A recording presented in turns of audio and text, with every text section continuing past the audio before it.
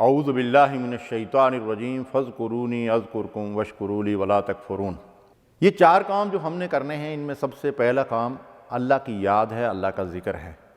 اللہ تعالیٰ ارشاد فرماتے ہیں فاذکرونی، تم مجھے یاد کرو، اذکرکم، میں تمہارا ذکر کروں گا، تمہیں یاد کروں گا۔ یہ اللہ کا ذکر اور اللہ کی یاد، یہ مومن کی اصل روحانی غذا ہے، یہ وہ اصل عبادت ہے، اور اس کے لیے نہ کوئی وقت مقرر ہے، نہ کسی خاص حیت میں کوئی اہتمام کرنا پڑتا ہے۔ اٹھتے بیٹھتے چلتے پھرتے، الذین یذکرون اللہ قیاما وقعودا وعلی جنوبہم، اللہ کے بندے کھڑے بیٹھے لیٹے ہر حال میں اللہ کو یاد کرتے رہتے ہیں، اللہ کا ذکر کرتے رہتے ہیں۔ نبی صلی اللہ علیہ وسلم نے فرمایا لا یزال لسانک رطبا من ذکر اللہ، کبھی بھی اللہ کے ذکر سے تمہاری زبان غافل نہ ہو، ہمیشہ اس کو اللہ کے ذکر اور اللہ کی یاد سے تر رکھو۔ تو ہمیں ہمیشہ سبحان اللہ، الحمدللہ، لا الہ الا اللہ، ولا حول ولا قوت الا باللہ، اللہ کا ذکر کرتے رہنا چاہیے۔ اور پھر خاص کر اس میں جو اذکار مسنونہ ہیں ان کا اہتمام کرنا چاہیے۔ نبی صلی اللہ علیہ وسلم نے جن کی تعلیم دی، سونے سے لے کر جاگنے تک، اور پھر وضو سے پہلے، وضو کے بعد، اور رفع حاجت کے لیے جانے سے پہلے، اور اس کے بعد کھانا شروع کرنے سے پہلے، کھانا کھانے کے بعد، گھر سے نکلتے وقت، گھر میں داخل ہوتے وقت، مسجد میں داخل ہوتے وقت، مسجد سے نکلتے وقت، علی ھذا القیاس، کوئی موقع ایسا نہیں ہے، کوئی وقت ایسا نہیں ہے کہ اس کے لیے اللہ کے نبی صلی اللہ علیہ وسلم نے ہمیں اذکار تعلیم نہ دیے ہوں۔ تو ان اذکار مسنونوں کو یاد کر لیں اور ان کو زندگی کا حصہ بنا لیں، یقین کریں کہ ان کے اندر بڑی خیر و برکت ہے۔ اور پھر قرآن مجید کی تلاوت بہترین ذکر ہے۔ یہ قرآن مجید کا نام ہی اللہ نے ذکر رکھا ہے، اِنَّا نَحْنُ نَزَّلْنَا الذِّکْرَ، ہم نے اس ذکر کو نازل کیا۔ قرآن کے ذریعے، قرآن کی تلاوت کے ذریعے، اس کو حفظ کرنے کے ذریعے، اس کی آیات میں غور و فکر کے ذریعے سے اللہ کو یاد رکھیں۔ اور نماز تو سب سے بہترین اور سب سے اعلیٰ عمل ہے اللہ کی یاد کا۔ اقم الصلاۃ لذکری، میری یاد کے لیے کیا کرو؟ نماز قائم کرو۔ تو اس طرح ہم ہمیشہ اللہ کو یاد کریں، اللہ کا ذکر کریں، اور اللہ کی یاد سے کبھی غافل نہ ہوں۔ دوسرا کام اللہ کا شکر کرنا۔ اللہ تعالیٰ نے انسان کو بے حد و حساب نعمتوں سے نوازا ہے۔ وَإِن تَعُدُّوا نِعْمَتَ اللَّهِ لَا تُحْصُوهَا، اللہ کی نعمتوں کو شمار کرنا چاہو تو نہیں کر سکتے۔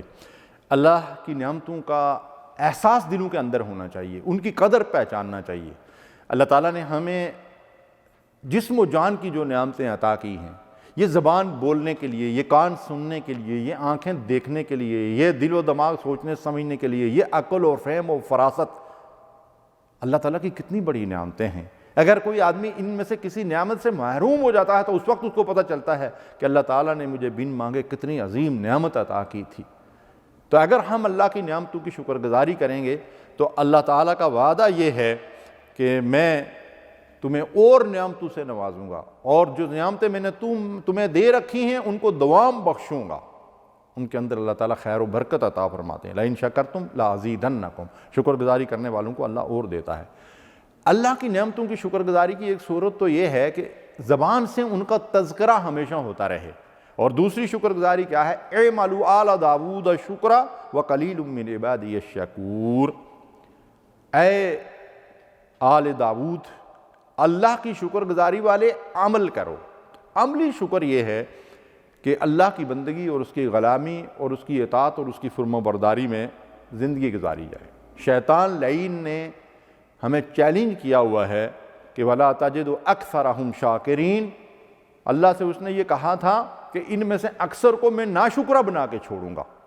تو ہمیں اس کا مقابلہ کرنا ہے اور اللہ کی نعمتوں کی شکر گزاری میں زندگی بسر کرنی ہے۔ تیسری چیز ہے اللہ سے ہمیشہ دعا کرتے رہنا چاہیے۔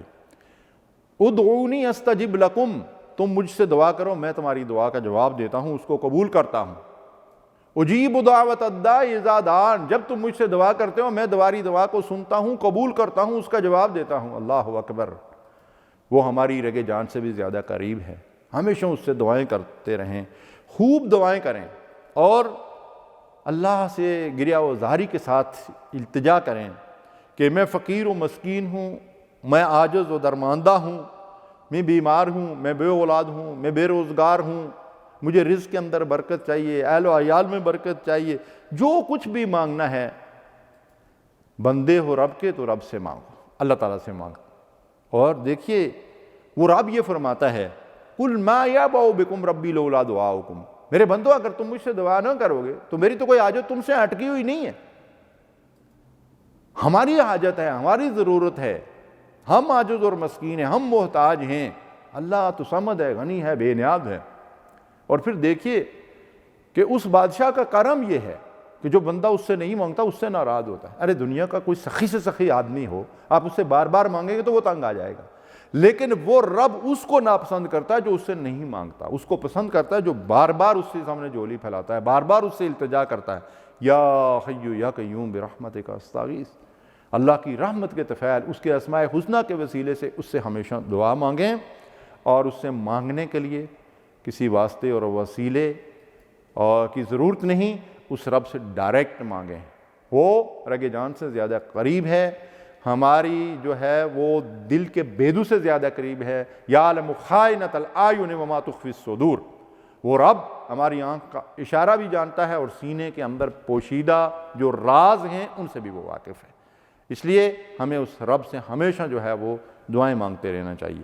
اور چوتھی چیز مومن کے لائے عمل میں ہے اللہ سے ہمیشہ توبہ استغفار کرتے رہنا چاہیے، اس سے اپنے گناہوں کی معافی مانگنا چاہیے۔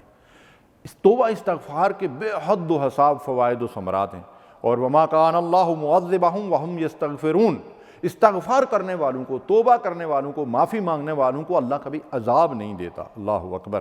اور ان اللہ یحب التوابین، اللہ خوب توبہ کرنے والوں کو پسند کرتا ہے۔ توبہ کیا ہے؟ ایک تو یہ ہے کہ اگر ہم سے کوئی کبیرہ گناہ سرزد ہوا ہے تو سچے دل سے 2 رکعت نماز ادا کر کے اس گناہ سے اللہ تبارک و تعالیٰ سے توبہ کریں، اس کو چھوڑنے کا پختہ عزم کریں، آئندہ کے لیے گناہ کے قریب نہ جائیں، اور آئندہ زندگی اللہ تعالیٰ کی اطاعت و فرما برداری میں گزارنے کا اللہ سے عہد کریں، یہ سچی توبہ ہے۔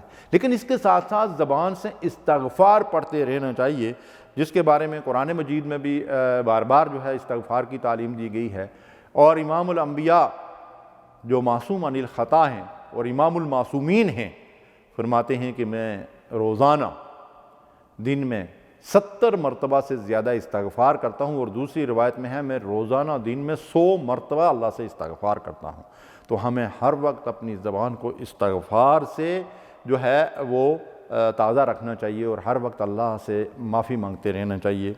استغفار کے مختلف کلمات ہیں، حدیث کے اندر آئے ہیں، استغفر اللہ ربی من کل ذنب واتوب الیہ، استغفر اللہ الذی لا الہ الا هو الحی القیوم واتوب الیہ، استغفر اللہ العظیم، یعنی کسی بھی صیغے میں اللہ سے استغفار کرتے رہیں۔